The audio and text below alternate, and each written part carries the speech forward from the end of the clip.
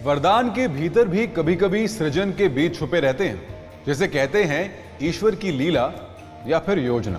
आज की कथा भी अभिशाप में छिपे एक वरदान की ही है, एक ऐसा महाअभिशाप जो जाने अनजाने में वरदान बन गया।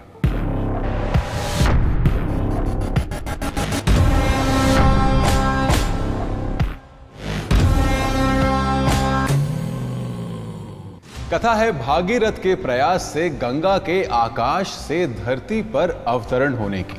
ये कथा कोई साधारण कथा नहीं है। ये कथा है भागीरथ की अमिट इच्छा शक्ति की। ये कथा है अपने कर्म को अपना धर्म समझने की। ये कथा है रघुकुल की उस परंपरा की जो कहती है रघुकुल रीत सदा चली आई, प्राण जाए पर वचन न जाए। वो एक वचन जो भागीरथ ने अपने पूर्वजों को दिया था वो था कि वो गंगा को आकाश से धरती पर लाकर अपने श्रापित होकर राख में तब्दील हुए पूर्वजों की आत्मा को मोक्ष दिलाकर ही दम लेंगे। गंगा के अवतरण की कथा विष्णु पुराण और वायु पुराण में वर्णित है। इनके अनुसार इक्ष्वाकु वंश में एक महाप्रतापी राजा हुए जिनका नाम था सगर। महाराज सगर के 60,000 दिव्य पुत्र थे, महाबली इतने कि जिस तरफ भी निकल जाएं अपनी विजय पताका फहराने के बाद ही वापस लौटे। जब चलते तो धरती उनके चलने से कंपन करती थी।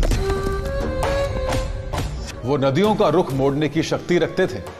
इनकी असीम शक्ति इनकी एकजुटता में छिपी थी और बस इस असीम शक्ति का उनको अहंकार हो गया कि वो कुछ भी कर सकते हैं। और कहते हैं ना, विनाश काले विपरीत बुद्धि, मतलब जब मनुष्य का अंत करीब आता है तो सबसे पहले उसकी बुद्धि उसका साथ छोड़ देती है।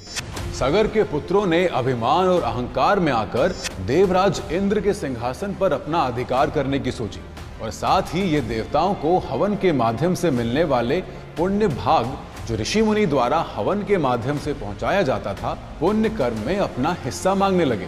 ऐसे में साधु संत और देवता सभी इनके अत्याचार से परेशान हो गए। सब मिलकर सगर के पुत्रों से छुटकारा पाने के लिए और उनके दुस्साहस को रोकने के लिए देवराज इंद्र के पास पहुंचे। देवराज इंद्र ने सबको किसी युक्ति द्वारा इनके आतंक से मुक्ति दिलाने का आश्वासन दिया। सगर के पुत्रों की शिकायत जब इंद्र ने महाराज सगर से की तो वो बहुत दुखी हो और महर्षि कपिल की मदद लेने पहुंचे। तो फिर महर्षि कपिल ने उन्हें एक अश्वमेध यज्ञ का आयोजन कराने की सलाह दी ताकि उसके पुत्रों का ध्यान इस दुष्कर्म से हटाया जा सके। महाराजा सगर ने एक अश्वमेध यज्ञ का आयोजन करवाया और यज्ञ के बाद ये अश्वमेध का घोड़ा छोड़ दिया गया। अश्वमेध के घोड़े को छोड़ने और उसके पकड़ने के पीछे ये नीति थी कि जो भी घोड़े को पकड़ लेगा वो राजा के सामने नहीं झुका है और युद्ध के लिए ललकार रहा है। तब देवराज इंद्र ने अपनी कुटिल नीति से सगर के पुत्रों से बदला लेने की योजना बनाई और जानबूझकर अश्वमेध यज्ञ के घोड़े को पकड़कर कपिल मुनि के आश्रम में बंद कर दी।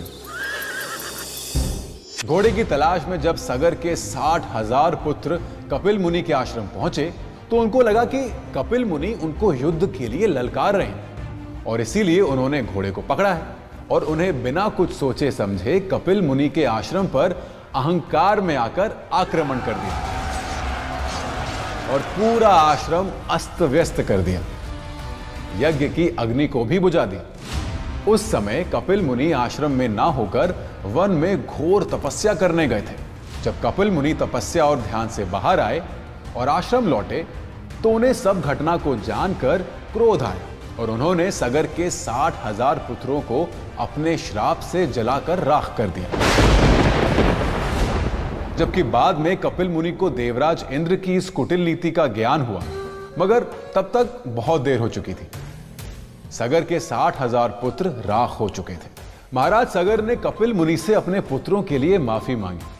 तब कपिल मुनि ने सगर से कहा कि तेरे ही कुल का यदि कोई वंश गंगा को आकाश से उतार कर धरती पर ले आए तो गंगा जल से तेरे पुत्रों की आत्मा को शाप से मुक्ति मिल सकती है।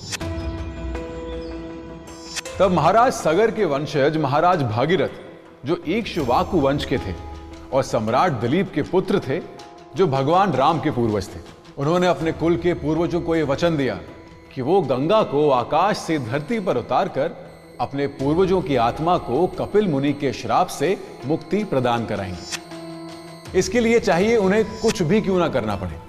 और तब भागीरथ ने अपने वचन और धर्म का पालन करते हुए 10,000 साल तक घोर तपस्या की। गंगा भागीरथ की तपस्या से प्रसन्न हुई और आकाश से धरती पर उतरने को राजी हुई।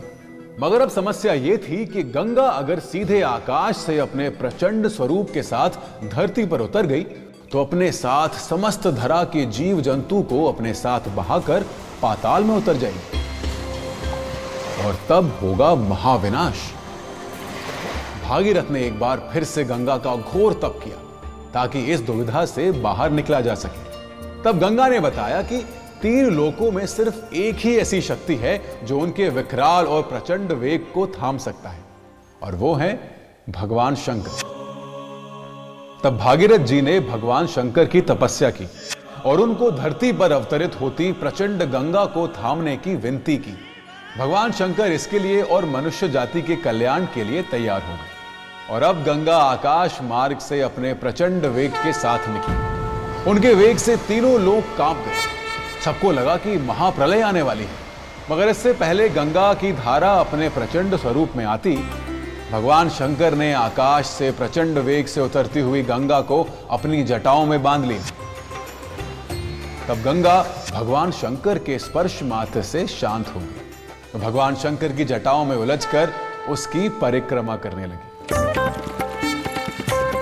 तब भगवान शंकर ने गंगा की विनती पर एक विरल धारा को स्वतंत्र रूप से धरती पर बहने के लिए स्वतंत्र किया और इस तरह भागीरथ के प्रयास से आकाश से धरती पर गंगा बह निकली। इसलिए गंगा का एक नाम भागीरथी भी है। गंगा के धरती पर आने से महाराज सगर के 60,000 पुत्रों को कपिल मुनि के श्राप से मुक्ति मिली और भागीरथ का अपने पूर्वजों को दिया हुआ वचन पूर्ण हुआ, जिसके परिणाम स्वरूप भागीरथ के पूर्वजों को मुक्ति मिली। इसलिए गंगा का एक नाम मुक्तिदायिनी भी है और इस प्रकार महाराज सगर के पुत्रों को मिला श्राप भागीरथ के प्रयास से समाप्त हुआ। ऐसी ही कई अनसुनी और अनकही कहानियों के साथ मैं जल्द लौटूंगा। आप देखते रहिए कथा स्टोरीज ऑफ भारत। तब तक के लिए नमस्ते।